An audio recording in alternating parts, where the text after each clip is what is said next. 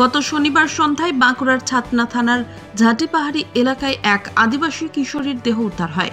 ওই আদিবাসী কিশোরীকে খুন করা হয়েছিল বলে নিশ্চিত হলো পুলিশ।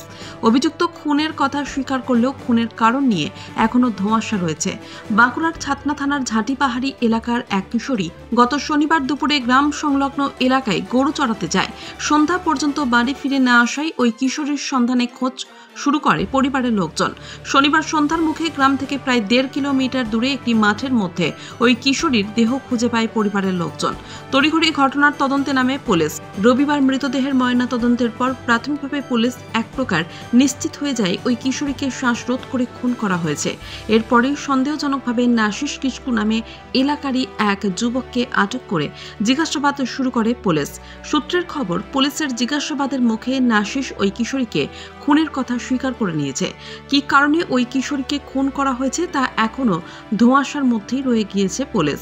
প্রেমের সম্পর্কে টানাপোড়েনের জের নাকি পারিবারিক বিবাদের জেরে এই খুন তা খতিয়ে দেখছে পুলিশ। ধৃতকে আজ বাঁকুড়া জেলা আদালতে পেশ করে পুলিশ। গত 1 তারিখে গত 1 তারিখ ফেব্রুয়ারিতে 9টা নাগাদ আমাদের কাছে খবর আসে একটা মৃতদেহ একটা মাঠের মধ্যে পড়ে আছে।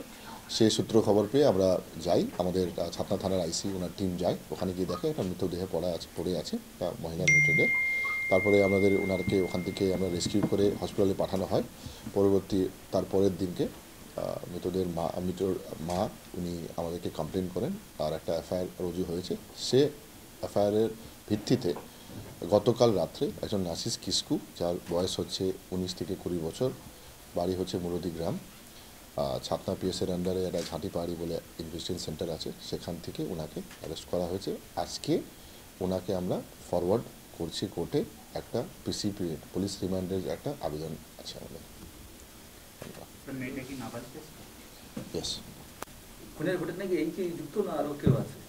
এখন অবধি যেটা পেয়েছি আমরা, উনি আছে।